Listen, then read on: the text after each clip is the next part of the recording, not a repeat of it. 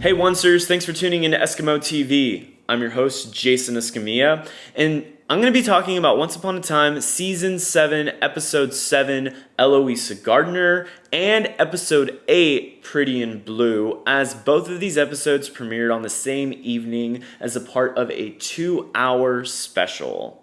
We had a lot of stuff happen in these two episodes. We learned that Alice is Hook's daughter.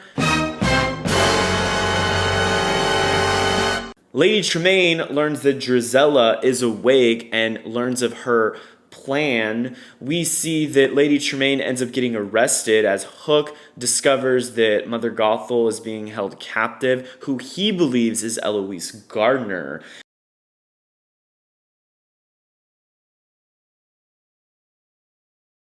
We learn of Drizella's plan to curse Henry's heart.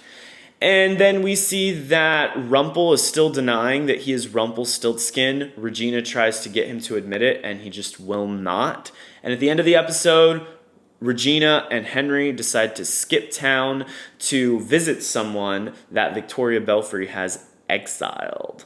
There was a lot of stuff that happened, and I think that it's almost too much for me to digest right now. I had to take some time to reflect on all of the things that were going on. I definitely thought the first hour of the 2-hour event was a lot stronger than the last hour. The last hour, we get a flashback that was a little disappointing for me to watch, because we learn a lot of stuff about Cinderella's past. The more interesting that happened was definitely Drizella deciding to try to curse Henry's heart. And I kind of wanted to see Henry's heart get cursed in the flashback, so it could have indefinitely answered that question as to how did she make the curse to where if true love's kiss happens, Henry, I'm assuming, or Jacinda maybe, will get hurt if this occurs. Even though Drizella in the flashback was not successful in cursing Henry's heart, I think that at some later point before the curse was set, that she did curse his heart.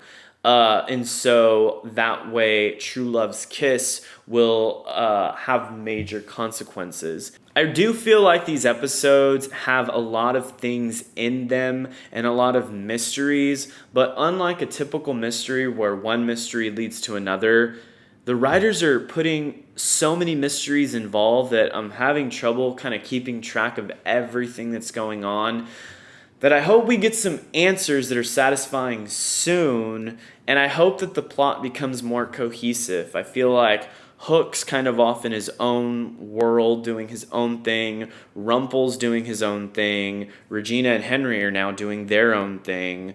Jacinda and the lawyer are trying to figure out what's going to happen with Lucy. Then we obviously have Drizella and Tremaine that are very upset and angry with each other.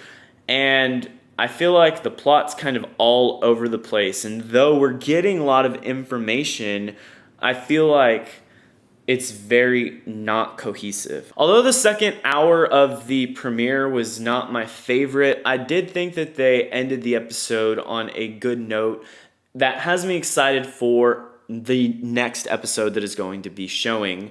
Couple of the ending scenes show that Anastasia's body is not in her coffin. And so it makes me wonder, did Victoria Belfrey take the body and put it elsewhere, or did she already wake Anastasia up? And is she somewhere amidst the town of people in Seattle? And then the other exciting thing that happened is that Regina and Henry are off to see someone that Victoria Belfrey exiled, and I would bet money that they are going to go visit Zelina.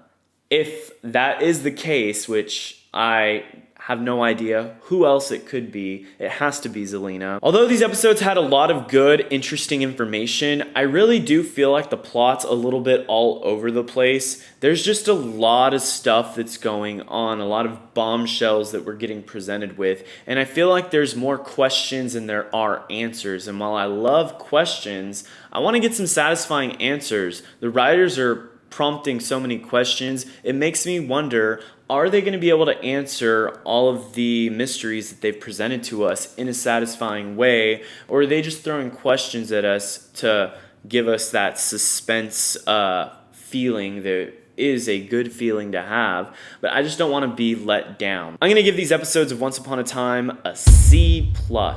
That's what I thought about these episodes. Let me know what you thought in the comments below, and if you would like to discuss the episode with other fans, join the Once Upon a Time fans Facebook page, which will be provided in the description below.